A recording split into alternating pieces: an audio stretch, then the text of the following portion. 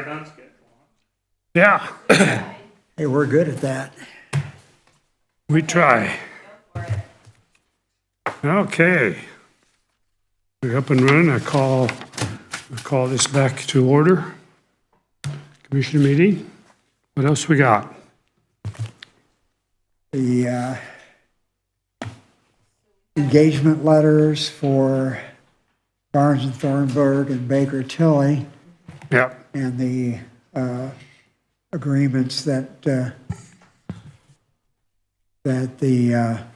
require the solar companies to pay for Barnes and Thornburg and Baker Tilly, and our local council working on solar ordinances, and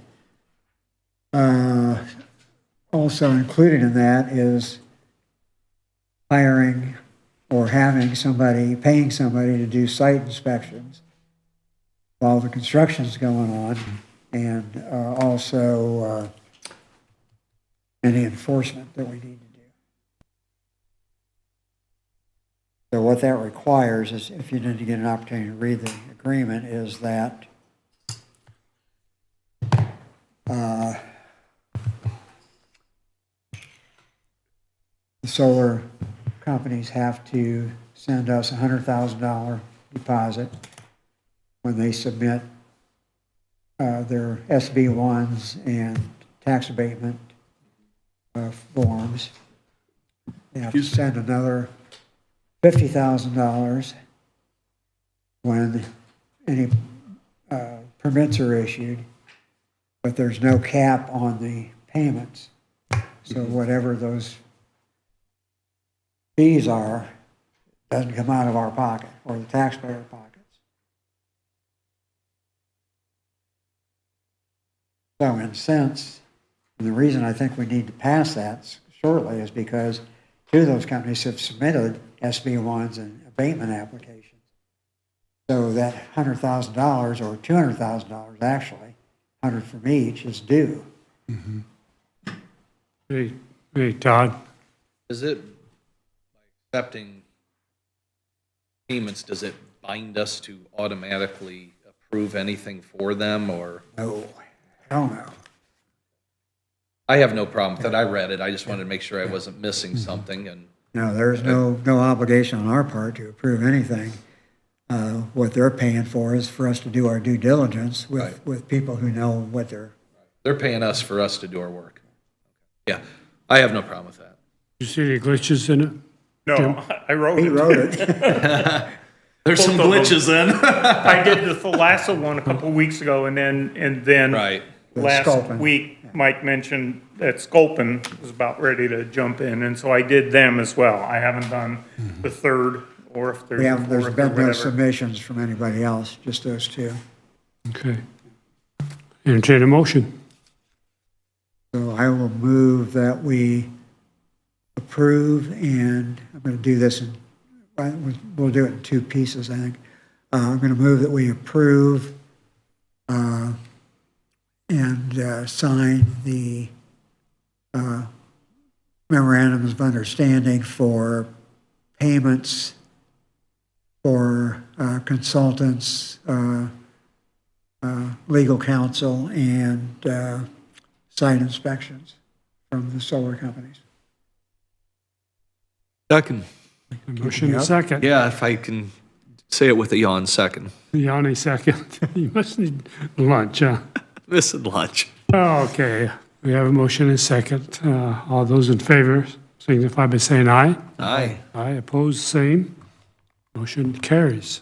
And I will make a motion that we sign and return letters of engagement with Richard Hall from Barnes and Thornburg, and Jason Semler and Greg Bolsano from Baker Tilly to consult and advise us on the solar issues. Second. Will that be only on solar? Or would that be Solar for issues. any additional, No, that would be, just solar? so we already have an engagement letter with Baker Tilly on other things. We have a motion and a second. Additional comments? All those in favor signify by saying aye. Aye. Aye, opposed, same, motion carries. The top one needs all three, the bottom three just needs yours. Move to adjourn. The only other thing that Long day.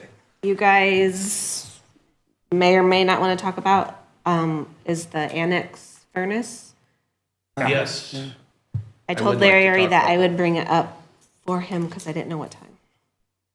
Yeah, if we can discuss that, I kind of figured that when I saw the quote that there was 30% there, and I see the other company did, well, yeah, we can match that now that we know what the other quote was, but what I always get out of Auburn Heating is the best quote right off the bat. That's why, and I know we want to get quotes here, but whenever I hire Auburn Heating, I don't even get another quote because I know it's good, and Yeah. I think we should. I'm a big fan of Auburn Heating. And when I talked to Larry, I didn't expect him to send Belger the entire quote, just He the didn't. specs. He didn't send prices at all. He okay, only all right. sent, No, Okay. yeah. he only provided them the words, not Okay. any dollars. Okay, good. But, good. you know, we went from 11,000 and changed to 8,500, and I thought it'd be about that, just calculating in my head, and I always say give business to people that always treat you right until they give you a reason not to treat you. Yeah. right. So, I've agree. always used Auburn Heating for my personal stuff. They did the install at the store when we built the store, and do all the service work. So I have no problem at all with approving that quote.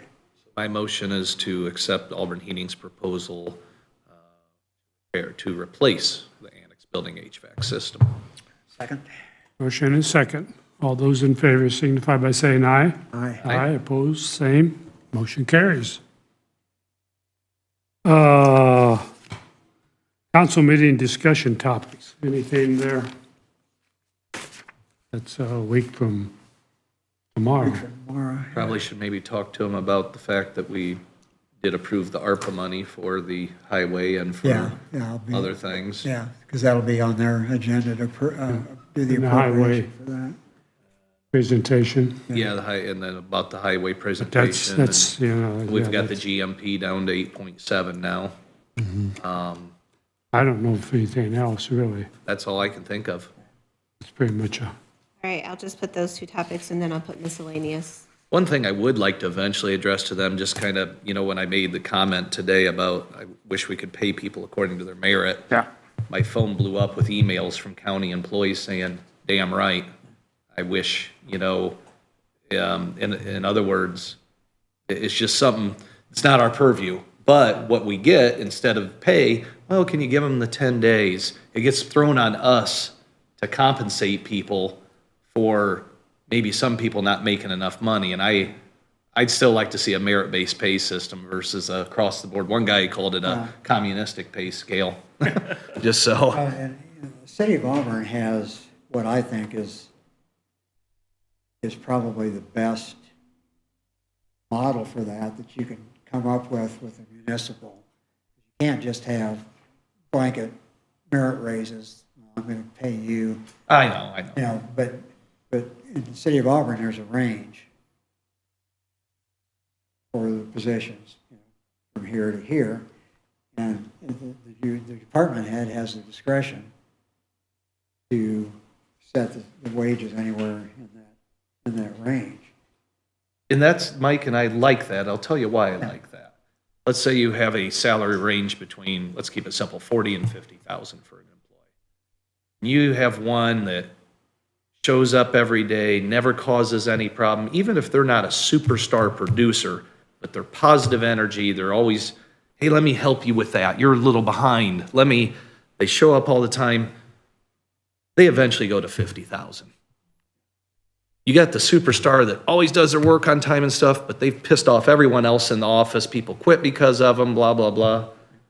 You leave them at 40,000 and they leave out of attrition, you know, and somewhere in between you give incentives for people to get to that top pay instead of dragging the whole group up with them. And it needs to be up to the department head to say, because they get to see them every day. And I think that would be important All employees are valuable. But let's face it, if you want to keep your best employees, take care of your best employees. And I think just 2 to 3%, 2% is a slap in the face of all employees, in my opinion. Especially When Inflation's inflation's 9%, 8%, yeah. well, it's really 15. Yeah. Well, here's 2% or 6% or 3%. Well, but what I'm saying is, we can't control that. So instead, they come to us saying, well, more PTO, more this, more that, can you bend the rules? And it's like, no, because now you've just caused even more problems. Why don't we address the real problem is that the best people need paid the most money? I'd like to have a Really, discussion. The only difference is this municipal model is this way from the structure, and ours is this way. Yes. So you have department heads making those decisions, whereas here we have both department heads and elected officials. But I think that could be overcome. I'd love to see the department heads have latitude. And then if they abuse it, and we can oversee it still and say, wait a minute, you gave your sister the $50,000 raise, but you didn't give Sally over here, whatever it might be. I'm just saying there's oversight to it and there's checks and balances, but I'd really love to see some people that are just top-notch overall employees have that ability instead of just saying, hey, I'm stuck at $19.32 an hour because everyone else is. That department head meeting is this afternoon, right? That's Wednesday. Next week. next week, okay. No, it's this It's Wednesday. this Or Wednesday, yeah. That's right. This Wednesday. 11 o'clock, 1 o'clock, something like that. 1:30.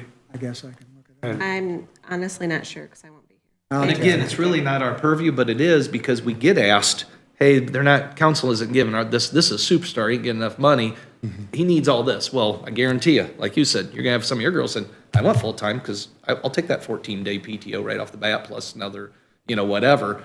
And it's just a bad road to So go down. 1 o'clock Wednesday. Bad road. 1 o'clock Wednesday. What you got this afternoon in here? Tax abatement. Oh, that's right. I need one from the federal government. Can you do that? Sure. Thank you. Call the FBOE for me. I've got all the Send a power in the Oh, world. FBOA. Send a toothbrush too, so he can brush his teeth in the lockup. Anything else? I have one. Right. Once I left here, I made phone calls to 2 offices. One got through, the other left a call back. I tried Richard Hall. He was not available. I'm going to be gone tomorrow. I left a message for him to call me Wednesday or Thursday, that it was regarding solar, and that the commissioners had verbally approved his engagement letter, but he'd be getting it soon. I left that message. The second message was, the second call was Chris Gaumer, and he and I were on the phone quite a long bit of time. He told me he had talked to each of you individually, but he wanted to talk about how he thought that the overlay, and I'm sure he's told you that, was the most workable. And instead of me trying to take copious notes or taping what he said, I asked him if he would be willing to come in next Monday and explain it to you, and then you could ask him any questions. And he said to have Susan call him and let him know what time you wanted him here, and he could be here. There were some points that he had to make that I thought you should hear, and you might have already heard them, but if you collectively have come back at him, things that he's talking about, I think it'll make it more beneficial. Yeah, and I think that's good to have that explanation. Because if we make it, just for a minor example, he said, but I thought it was pretty significant, if you are a farmer, okay, and you have a solar farm, well, that's under the overlay or a change of zoning, that's going to become industrial. But if it's done on a change of zoning, then that person has to get by on the farmer who has the farmhouse would have to either get a zoning change or he would be out of luck if he wanted to sell his house because it's zoned industrial. Well, And you can't finance a house that's not zoned residential. with that said, look around every city. It was residential, and then a factory goes in, they rezone factory, and that's just the way it is. But it has to go through the board, it has to be approved, you have public. I'm just saying, every piece of property in this area at one time was a farm. And it's turned, whether it's Well, industrial, and- commercial. And, I get that, but, and I'm just laying out what he said. I don't want to be hung with being a messenger. But let's go back to where the zoning stays agricultural on the underlying zoning. Mhm. And then goes with the overlay for the length of the solar farm. All right, well, so let's say that land is leased. Mhm. Okay. So the farmer's got however many acres in there that's leased. Well, if the solar company leaves in 30 years, then the farmer's going to be taxed at the industrial rate. Mhm. Whereas if that happens under an overlay, it reverts back to agricultural taxes if he's going to farm again.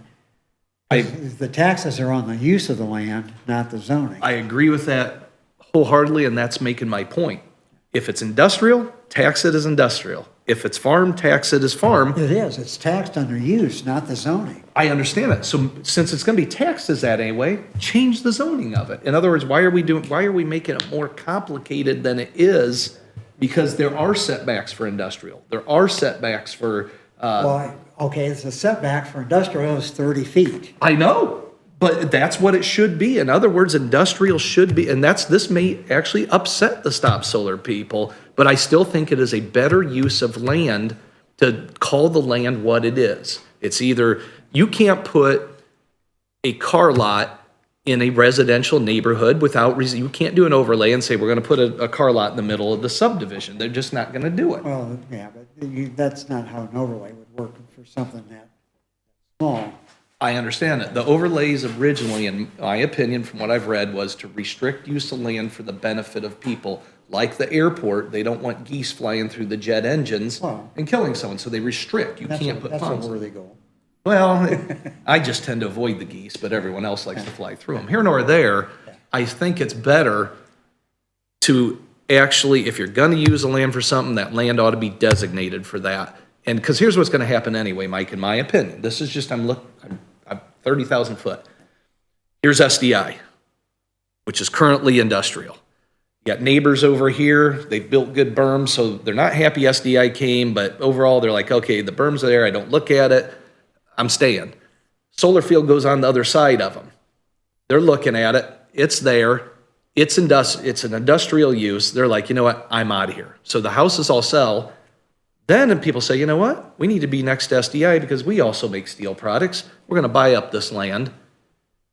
That solar's gonna get surrounded by industrial, it'll never be farmed again, it's gonna be made industrial anyway. We're just giving an easy way for them to get in right now instead of going through the true process of rezoning. And I just think I'm not sure it's moral or ethical, to be honest with you, to do it that way. But that's just my opinion after reading it. Yeah. I'm not saying anyone's bad here, Yeah. I'm just saying, Yeah. I think you need to think about it. But I would like to hear Chris's opinion, though. Yeah, Yeah, I would respectfully disagree that that's the scenario, but And I think he would like the opportunity to, in a meeting that's recorded, that just lay everything out. The other thing he said that you may want to be upset about, so remember, I'm still the messenger here. He said that what he did before you approved a final zoning overlay, whatever we're going to call it, he said he took where we were before and he did a red line version so that he was crossing out what was coming out and a different color what was going in was highlighted. And he said that's what he would want you to do because he doesn't have a solid grasp on how you want to accomplish this. So he would want you to do a red line version of what changes you want to have made in the whole thing. I don't know how exactly you'd signal a change with the overlay if that's a majority opinion. except to just say that from the outset, and because of that, the following changes need to be made. And I give high marks to Chris because he explained the overlay to me. And once I didn't really understand it, to be honest with you, until I sat with him for a half hour. He explained it to me, the history of it, how it works, how it's changed. And then once I went home, I thought, okay, I need to think about this. But over the next few days, and this has nothing to do with the Stop Solar people, I started thinking, why do we even have zoning anyway? Let's just overlay everything and determine what the use will be according to the overlay. To me, you have zoning for a reason. If not, let's just get rid of zoning. You know? Just have a free-for-all. Yeah, it's wild, wild west, some saloon Yeah, and yeah. next to the hospital, you know? The difference many, is SDI is always going to be SDI. So zoning and industrial makes sense. You know, the land that is going to be used for the solar may or may not, arguably, won't be, if your assessment of the future of solar is correct, it won't be. But 30 years is a long time Yeah. for stuff to grow But- around it. But in any case, if it's 20 years and they pull out, we're still protected, but the land reverts back to agricultural. And the farmer can farm it. Maybe. And it's taxed at the agricultural use, not the Yeah, industrial. maybe it goes to agricultural, but maybe if everyone surrounds it with industrial, the farmer says, this land's now worth $100,000 an acre, and we have US Steel wanting to compete with, well, they get their butt kicked, but Yeah. we want to compete with SDI, we're gonna buy that 1,000 acres, and because the power's there, everything's going, it's all surrounded, and here's what I'm saying.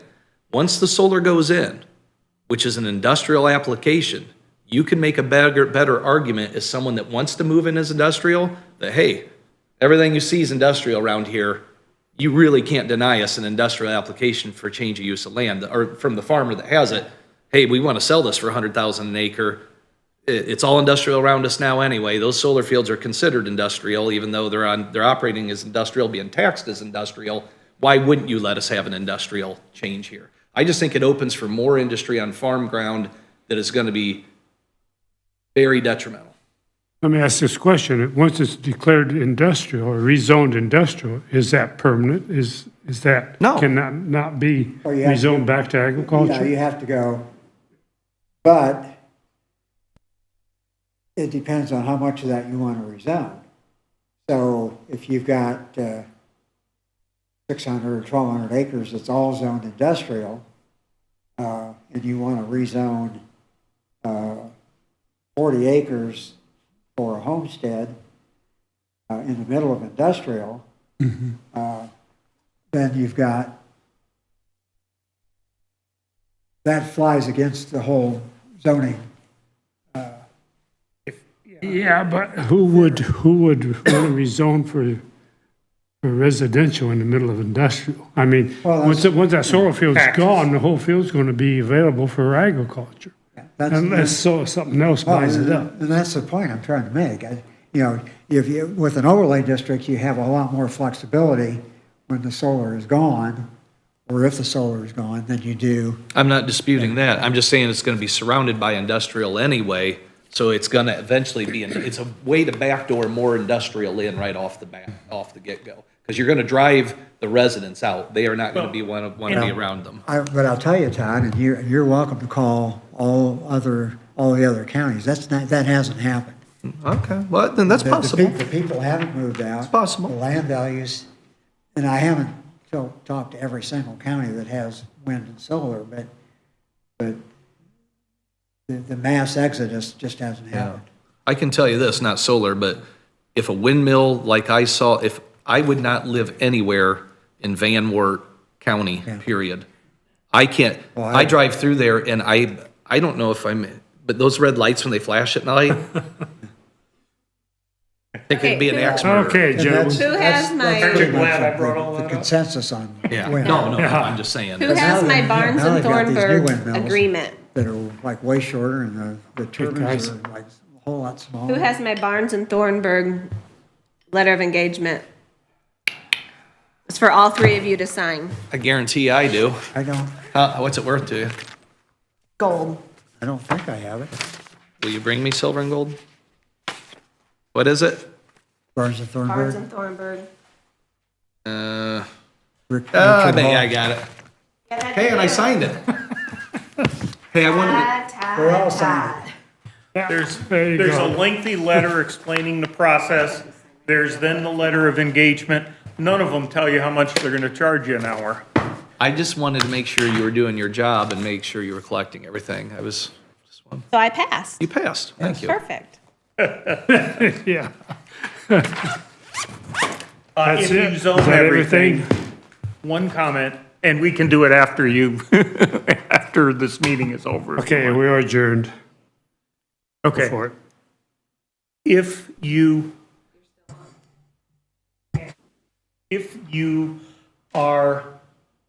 you want to keep this ag, and it's right in the middle of all industrial around you, and you have to change the zoning, number one, it's